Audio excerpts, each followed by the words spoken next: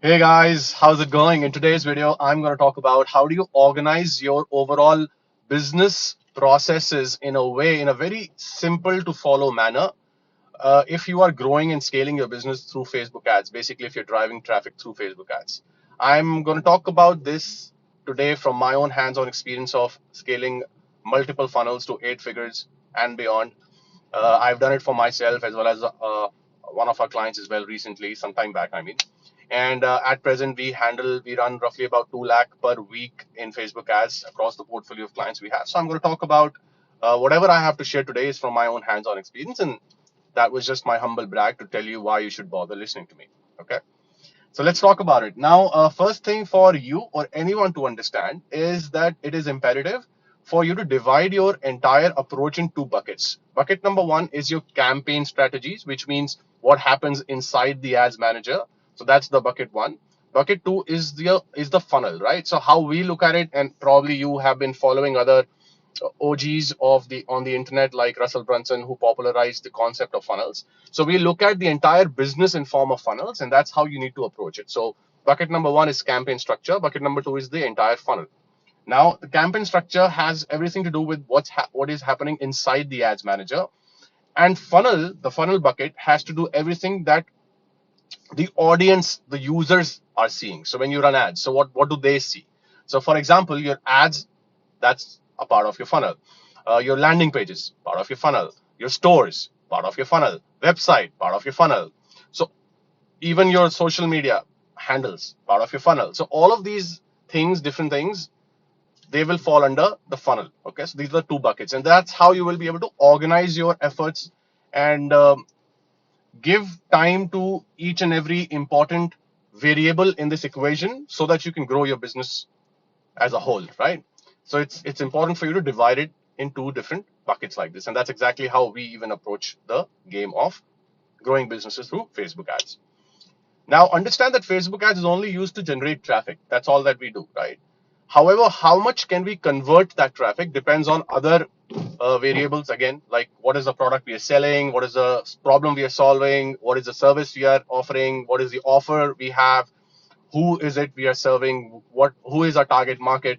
All these different variables will also determine the growth, overall growth that we can achieve from our media buying and our Facebook ad strategies.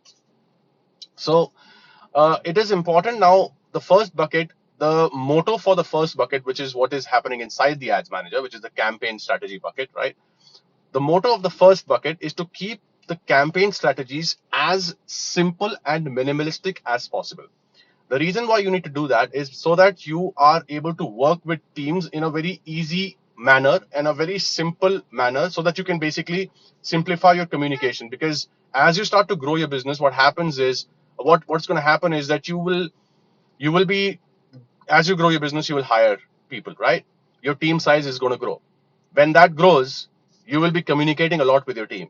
And if your communication is very complicated, which means there are a million things you have to tell to each individual team member, you will end up doing team meetings throughout the day and you will have no peace, you will have no time for yourself. So it's important, from my own mistake, I can tell you that it's important to follow a process that is minimalistic, that is very simple and easy and on a straight line, so that your communication is very simplified.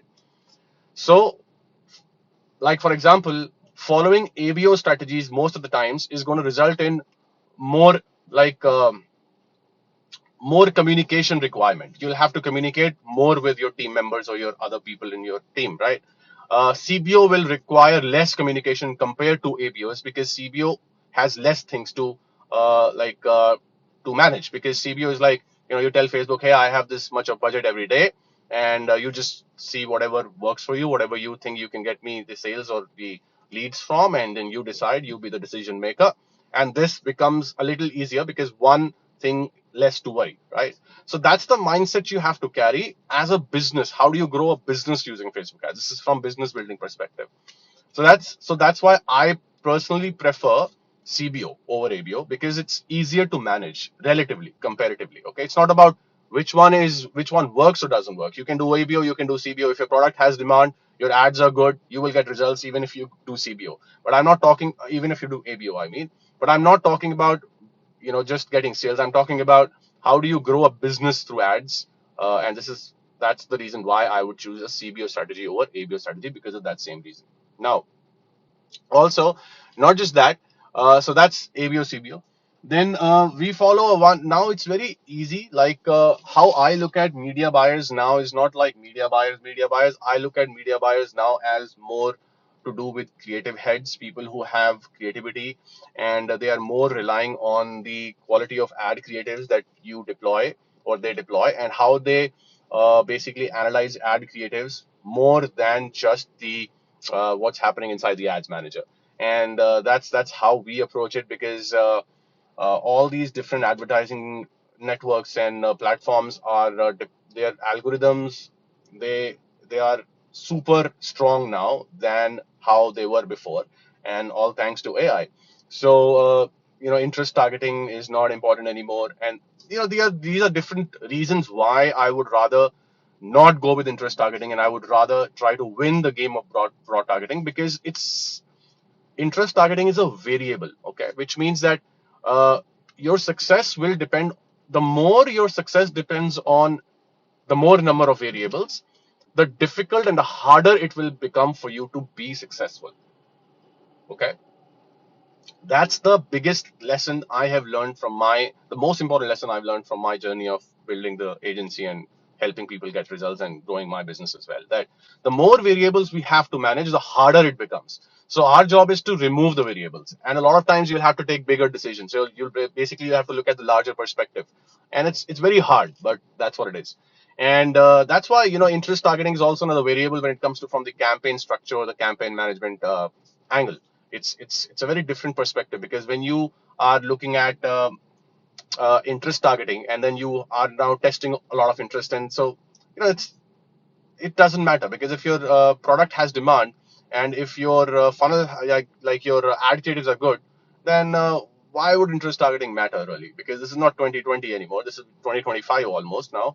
So yeah, so we choose broad targeting. So I'm just giving you examples, like why we choose one thing over the other, because it is easy to communicate like that. Because then what happens is, when I'm talking to a team member or our media buyer, I'm telling him what to do, how to optimize, or what are the things to look for, then it's very easy, because I'm telling him that, hey, this ad account for this client, the this campaign, which is only one campaign, this ad set, which is only one ad set, which ad creative, then he gives me the ad creative code. I say, okay, what are these 4 or 5 metrics? And they're like, yeah, this is what it is. And the decision making is very fast and easy like that.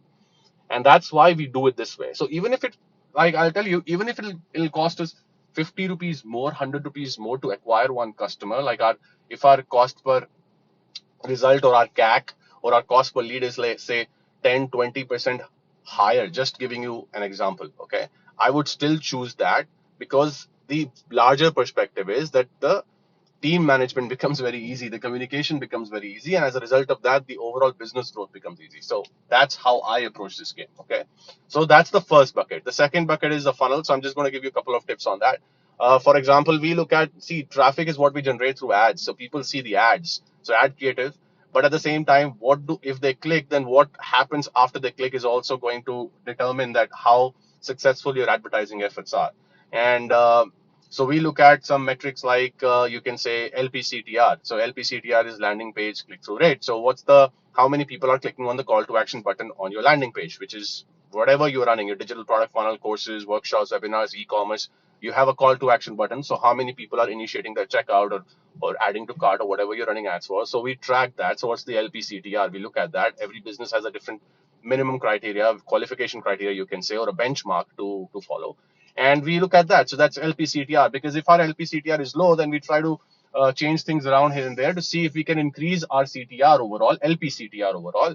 And that's one of the metrics we look at. So these metrics will tell you that, hey, do this, right? Or try doing this. Like, for example, to improve our click-through rates of our landing page, which means initiating checkout, we might want to, and we see, say for example, it's 3% right now, and we want to try to take it from 3% to 4%. So we will just try to change a couple of things in the hero section above the fold, basically, and see if that works out, right.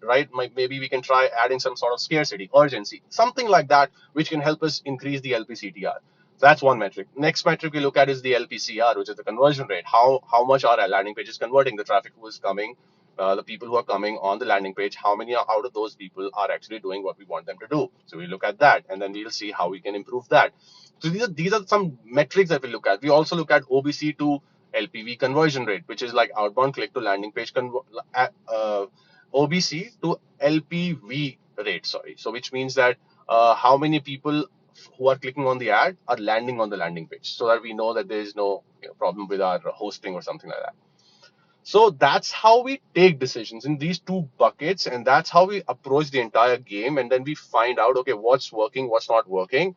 And we look at metrics like from the ads manager perspective, we look at metrics like hook rate, hold rate, but all of this tells us about the ad creative, right?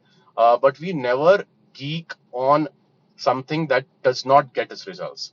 It's like these are all optimization metrics which amplify the results, which means only when we find a winner, then we want to repeat success is when we geek on these metrics more, as opposed to when we have zero results. So for example, if I launch an ad and I get zero sale or conversion event, whatever I'm running the ads for, if it's a lead ad, for example, if it's zero, then I'm not going to think like, oh, my hook rate is bad, let me fix my hook rate and that's what will get me results. No, if my results are zero, then that means my product has no potential or zero potential, or I'm not able to present it properly, or my funnel, my marketing message needs to improve, my product needs to improve, my offer needs to improve, and I'll work on that. So that's how we look at it. If we have something which is almost a winner, then we will see, okay, how we can optimize these metrics and like use these metrics to optimize the overall performance and see if we can find a new winner. That's how we look at it. And I think this is extremely important for anyone to understand. If you are building a business and you drive traffic on the internet and you drive traffic through Facebook ads, or honestly any advertising platform, that's how you need to approach it. It's very easy to understand like this. Like there are two buckets, think of it like this. And I hope it will help you organize your efforts in a much more minimalistic and easy to follow process. I hope this video adds value. Let me know in the comments down below. And if you have questions, ask me. I'll be more than willing to make videos on whatever you guys suggest me. I'll see you in the next one.